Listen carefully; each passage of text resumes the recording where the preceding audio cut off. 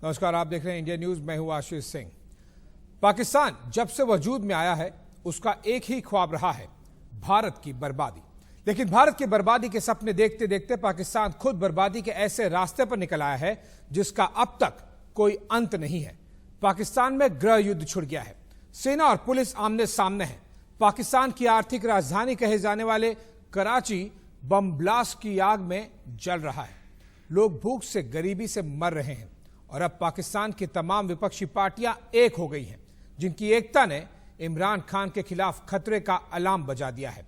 और अब सवाल इस बात का है कि क्या पाकिस्तान तबाही की कगार पर आ गया है। इस पर चर्चा करेंगे, लेकिन पहले ये रिपोर्ट देखिए।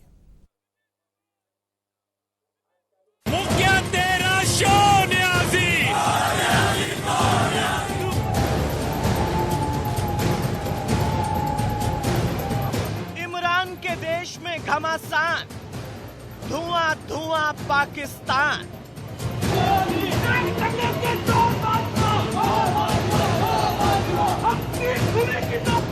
कराची में ब्लास्ट, इमरान के दिन लास्ट।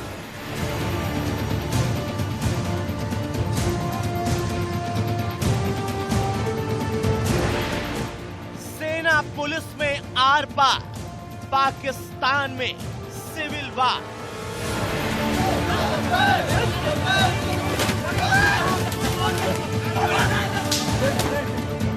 बर्बाद पाकिस्तान की सुबह नहीं,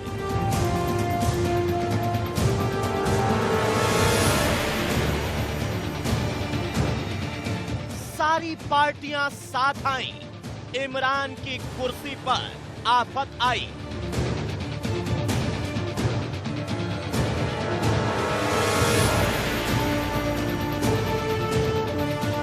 तबाही के रास्ते पर इमरान, सीरिया बना पाकिस्तान।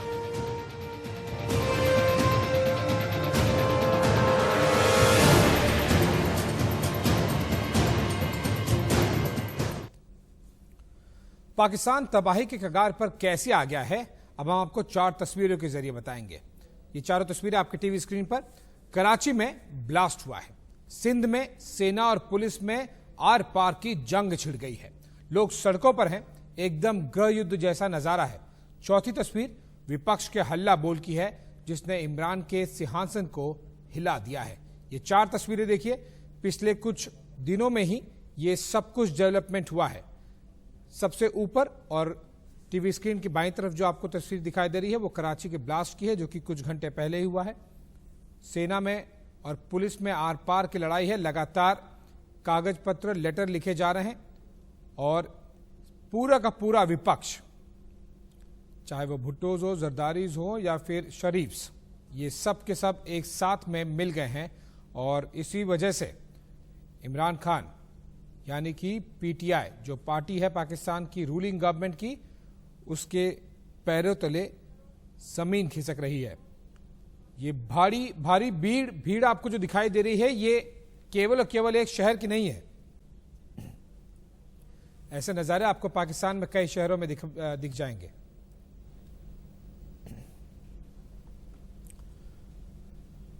पाकिस्तान में विपक्षी पार्टियां एकजुट हो गई हैं और अब इमरान सरकार विपक्षी दलों के बनाए पीडीएम यानी पाकिस्तानी डेमोक्रेटिक फ्रंट के आंदोलन को कुचलने के लिए तमाम तरह के हथकंडे अपना रही है। इसके लिए सोमवार को पूर्व प्रधानमंत्री नवाज शरीफ की बेटी मरियम नवाज के पति कैप्टन सफदर को गिरफ्तार किया गया था। हालांकि कुछ घंटे में उन्हें रिहा भी करना पड़ा, क्योंकि गिरफ्तारी का कोई ठोस आधार ही नहीं था। लेकिन कराची में पति की गिरफ्तारी और फिर रिहाई से मरियम नवाज का गुस्सा 7वें आसमान पर था। लिहाजा मरियम ने प्रधानमंत्री इमरान खान और फौज को खुला चैलेंज किया और कहा कि इमरान और उनके रहनुमा बेकसूरों को परेशान न करें, हिम्मत है तो उन्हें गिरफ्तार करके दिखाएं। इतना ही नहीं, उन्होंने इमरान पर तंज कसा कि उनके परिवार और करीबियों को परेशान कर ब्लैकमेल किया जा रहा है। और अगर कोई ये समझता है कि धमकियों से नवाज शरीफ मरूब हो जाएगा, मरियम नवाज मरूब हो जाएगी, या पीडीएम के इत्तेहाद में कोई फर्क आएगा या वो मरूब हो जाएंगे, तो उसकी खाम ख्याली है। मेरे इर्द गिर्द जो लोग हैं, जिनके साथ मेरे रिश्ते हैं, उनके थ्रू मुझे ब्लैकमेल करने से बेहतर है मैं यहां बैठी हूं, आओ और मुझे अरेस्ट करो। हिम्मत है तो करो, दुनिया देखे तुम्हारा मकरू चेहरा। आज भी देखा है दुनिया ने। दरअसल कराची पुलिस ने मरियम के पति कैप्टन मोहम्मद सफदर को जिन्ना की मजार की पवित्रता भंग करने के आरोप में गिरफ्तार किया, क्योंकि मरियम रविवार को सरकार विरोधी रैली में शामिल होने से पहले जिन्ना की मजार पर फतीहा पढ़ने गई थी। इस दौरान उनके समर्थकों ने जमकर नारेबाजी की थी। हालांकि बाद में मरियम के पति को छोड़ दिया गया, जिसके बाद उन्होंने इमरान सरकार पर जमकर निशाना साधा। मैं इस बात पे नहीं घबराया कि मेरा दरवाजा तोड़ा। वो दरवाजा पुलिस नहीं तोड़ सकती थी। वो ठुड्डे वो थे जो आइन को ठुड्डे पड़ते आ रहे हैं। वो ठुड्डे थे जो हमारी आज़ादी सल्ब कर रहे हैं। मैंने कहा अंदर मेरी फैमिली है, मैं आ रहा हूं, मैं वुजू कर रहा हूं, नमाज का वक्त है, मुझे 10 मिनट टाइम दे दो। मगर जो भी हुआ मैं उस पर, क्योंकि नवाज शरीफ साहब का मैसेज जो है लाउड एंड क्लियर है कि हमने वोट की इज्जत दिलवानी है। मैंने कहा मैं जाऊंगा, गिरफ्तारी भी दूंगा, सब कुछ करूंगा। दरअसल मरियम के पति सफदर पाकिस्तानी वायुसेना में पायलट रह चुके हैं। उनकी गिरफ्तारी केंद्रीय जांच एजेंसी ने कराची से की। खास बात यह है कि कराची सिंध प्रांत का हिस्सा है और यहां बिलावल भुट्टो की पार्टी PPP की सरकार है, लेकिन जांच एजेंसियों ने इसकी जानकारी राज्य सरकार को नहीं दी, जिस पर बिलावल ने इमरान सरकार पर साजिश रचने का आरोप लगाया।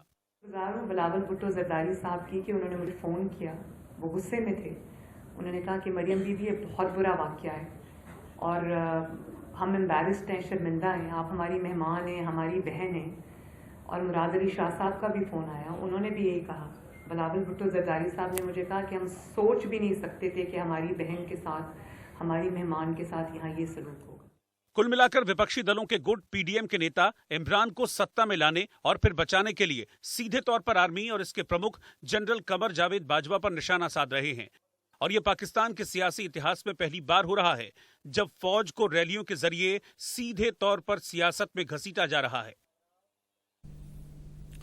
हमारे साथ में इसी पर चर्चा करने के लिए, जिस तरह से पाकिस्तान में हालात हैं पुलिस वर्सेस मिलिट्री का, हमारे साथ में गेस्ट जुड़ गए हैं retired major Mohammad Ali Shah. Major Shah, बहुत बहुत शुक्रिया इंडिया न्यूज से बात करने के लिए। ये तो एकदम गृह युद्ध वाले आसार हैं। एकाक कोई चीज होती कि मिलिट्री वर्सेस पुलिस तनातनी होती तो फिर शायद नजरअंदाज किया जा सकता था। ब्लास्ट हो रहे हैं, पॉलिटिकल टर्मोइल हो रहा है, मिलिट्री और पुलिस आपस में लड़ कट रही है, ये सब कुछ गृह युद्ध वाले आसार नहीं है तो फिर क्या है? दुरुस्त है, ये आसार दरअसल गृह युद्ध के ही हैं।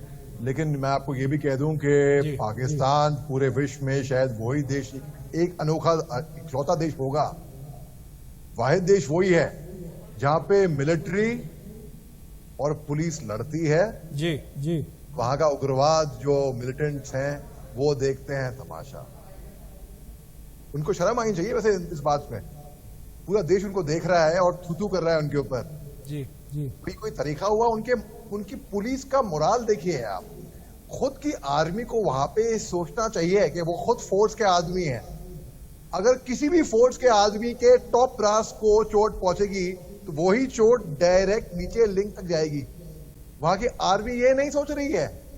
IGP को पकड़ रहे हैं, कितने वहां पे पुलिस वाले अरेस्ट कर दिए हैं, कितने लोग वहां पे लीव के लिए अप्लाई कर रहे हैं, कितने लोग छुट्टी के लिए अप्लाई कर रहे हैं, मगर फिर भी आर्मी की मनमानी है। और ये किस लिए हुआ? क्योंकि एक रैली निकाली गई थी केवल इमरान खान के खिलाफ, और जो ऑपोजिशन लीडर थे उनको जबरदस्ती पकड़ लिया। उसके बाद उनके ऊपर FIR दर्ज करी रैली निकालने में। नवाज शरीफ की बेटी उनके दवाद पे जुल्म हुए। और ये एक वाहिद देश है, मेरे को हैरानी होती है। और वाकई आप जैसे आपने बिल्कुल दुरुस्त फरमाया, आप देखिए ना आर्मेनिया में क्या हो रहा है, और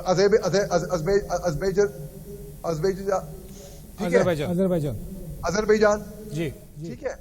अब जब जॉर्जिया, अजरबैजान और आर्मेनिया जब अलग हुए थे 1990 में, तब से आसार थे।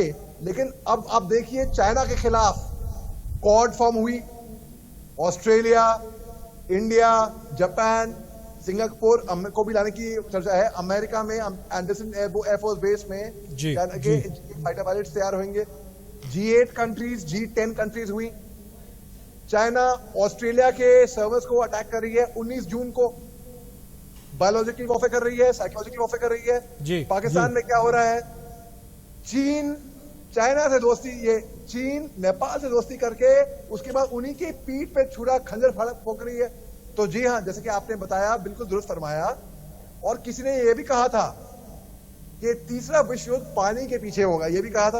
अब आप देखिए, अगर पूरी चीज को एक तरीके से अच्छे से एनालाइज करा जाए तो देखिए, आप साउथ चाइना सी है जी, उसको मेन रूट एक्चुअली एक तरीके से वहीं से ही निकलता है, अगर इसको अच्छे से इसको एनालाइज किया जाए। अब पाकिस्तान में जो हो रहा है बहुत ही अनफॉर्चुनेट है, बहुत ही बदकिस्मती है। What's the way forward? Shah, ये तो देखिए, कुछ अगर चीज अगर आपके देश में अगर कोई एक प्रॉब्लम हो, दो प्रॉब्लम हो, पॉलिटिकल टर्मोइल हो, ये तो बहुत सारे डेमोक्रेसीज में होता रहता है।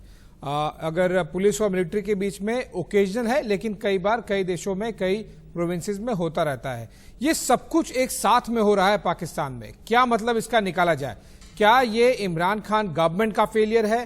पाकिस्तानी आर्मी, ISI जो अपने आप को थोपते रहती है, चाहे वो सरकार हो, पुलिस एडमिनिस्ट्रेशन हो, स्टेट एडमिनिस्ट्रेशन हो, उससे अब रिपल्शन आ रहा है, उससे अब एक तरह का रिएक्शन आ रहा है, चाहे वो पुलिस हो या फिर पॉलिटिकल पार्टीज हो। नवाज शरीफ ने पिछले 4 दिनों में, और PMLN जो उनकी पार्टी है, चाहे वो मरियम हो, नवाज हो या फिर उनके दामाद हो रिटायर्ड कैप्टन, इन सब लोगों ने चीख चीख कर ये कहा है कि ये पाकिस्तान आर्मी और इंटेलिजेंस का काम है। तो ये इमरान खान और गवर्नमेंट का फेलियर है या आर्मी और ISI का फेलियर है, जो अलग अलग वर्टिकल्स में दिखाई दे रहा है?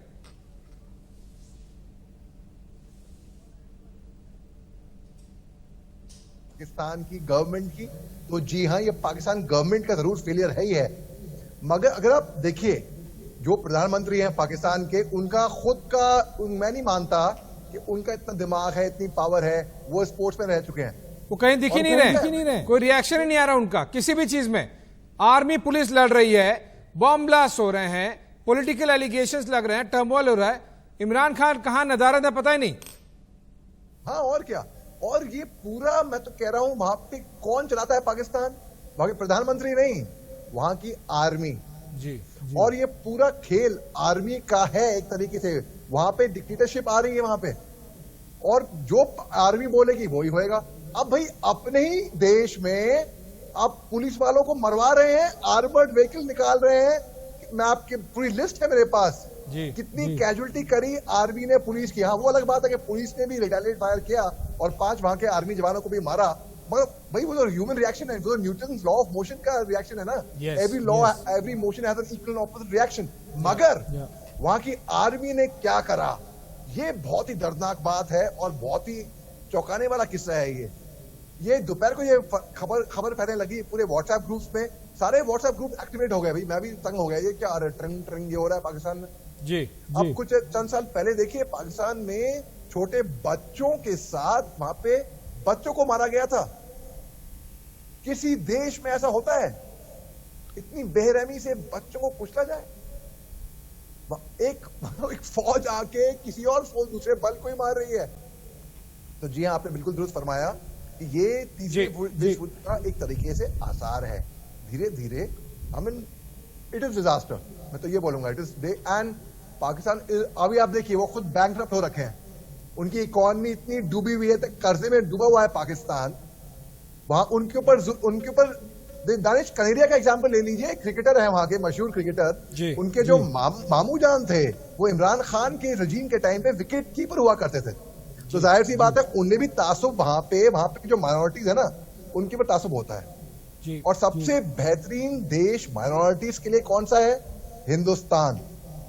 मैं खुद माइनॉरिटी से हूं हिंदुस्तान में, मगर मैं ये कहूंगा कि जो माइनॉरिटी हिंदुस्तान में कर सकती है, वो किसी भी मुल्क में, मैं चैलेंज करता हूं, मैं दावे के साथ कह सकता हूं, नहीं कर सकती है। बिल्कुल विजय शाह, और इसी पर एक दूसरा पर्सपेक्टिव लेने के लिए, मिलिट्री पर्सपेक्टिव आपने बताया, मैं साथ में डिप्लोमेटिक पर्सपेक्टिव के लिए पूर्व राजनयिक JK त्रिपाठी जी भी जुड़ गए हैं। त्रिपाठी जी, ये क्या संकेत आप देखते हैं कि काफी कुछ हो रहा है? सरप्राइजिंगली जो मेजर कंट्रीज हैं, US, China, Russia, UN, United nation human rights council, ये सब के सब चुप बैठे हुए हैं। जो इंटरनेशनल बॉडीज है, पाकिस्तान में जो कुछ हो रहा है, इस पर कोई कुछ बोल नहीं रहा है। ब्लास्ट हो रहा है, पॉलिटिकल टर्मोइल है, आर्मी मिलिट्री हो रहा है, क्या इंडिकेट कर रहा है ये, और इसका वे फॉरवर्ड क्या है? कैसे आप देख रहे हैं अगले कुछ दिनों और हफ्तों में ये आगे बढ़ते हुए? Tripathi ji.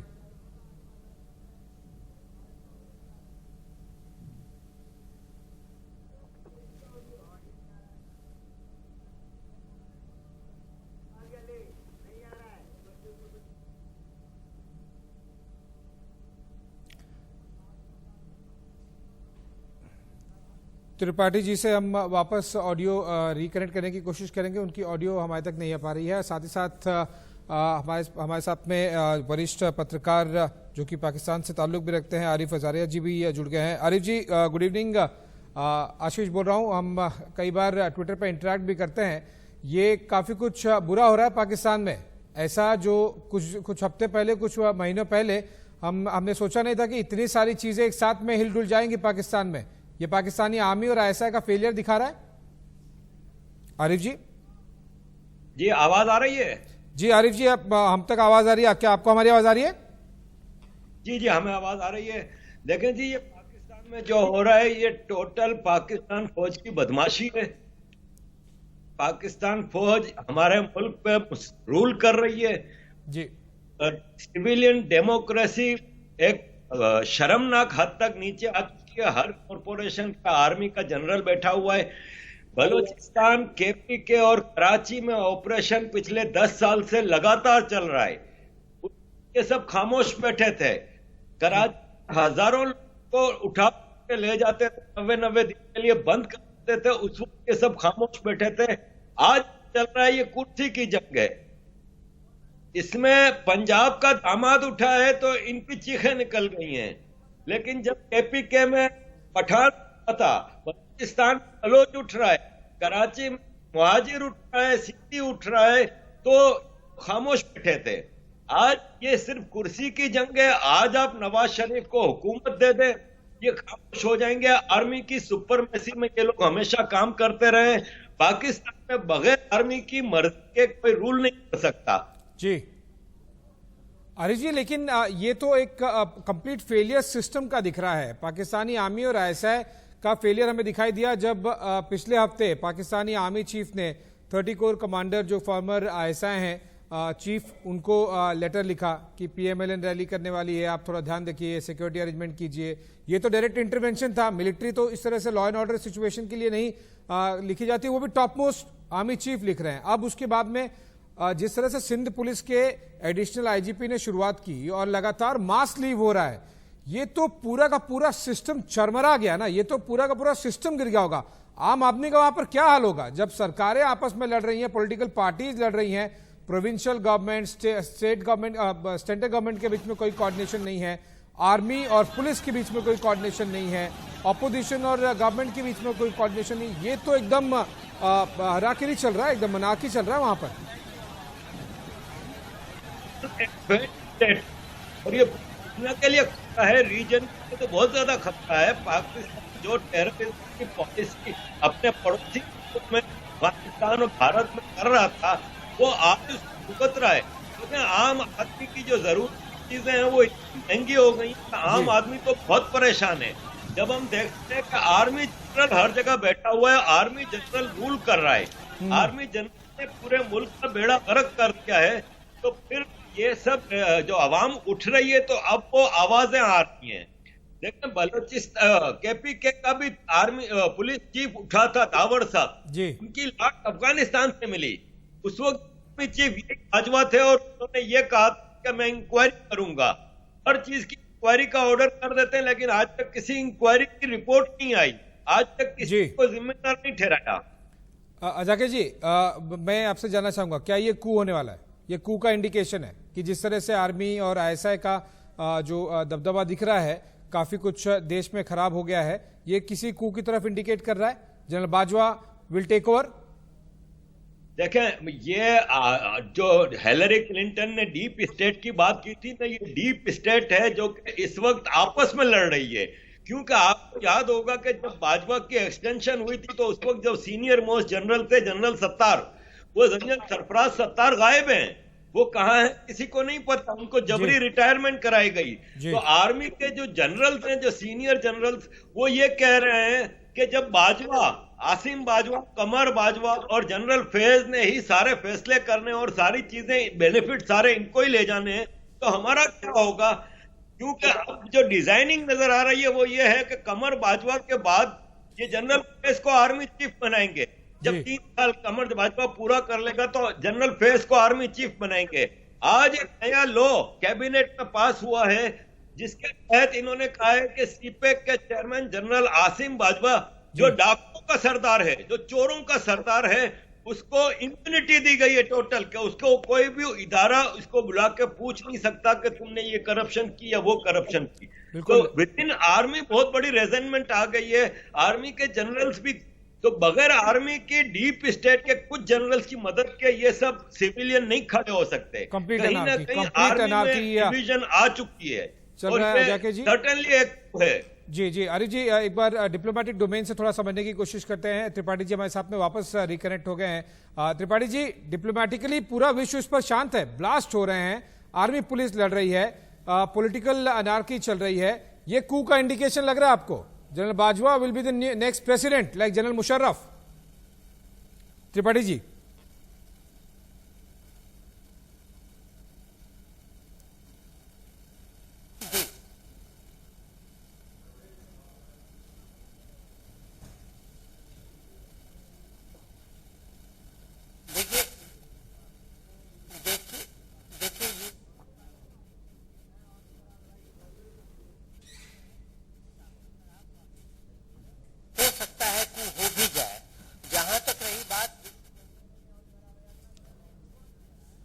Sorry, I don't think Tripathi ji की आवाज़ वापस आ रही है, बट हम वापस इस खबर पर आते रहेंगे क्योंकि ये बहुत रैपिडली डेवलपिंग स्टोरी है। और साथ ही साथ हम सारे अपने पैनलिस्ट का, मेजर रिटायर्ड शाह का, साथ ही साथ आरिफ जाकिया जी का और पूर्व राजनयिक जेके त्रिपाठी जी का धन्यवाद करते हैं। और एक बहुत ही रैपिडली डेवलपिंग सिचुएशन है, देश के पड़ोस में काफ़ी कुछ हो रहा है और आगे काफ़ी कुछ और भी हो सकता है।